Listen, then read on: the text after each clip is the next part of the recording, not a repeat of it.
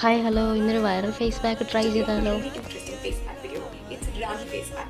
Just take some Ragi now. This is about 2 tablespoons of Ragi face അപ്പോൾ ഈ pack. Video കാണുന്നത് പോലെ നമുക്ക് കുറച്ച് റാഗി പൗഡർ ആദ്യം എടുക്കാം.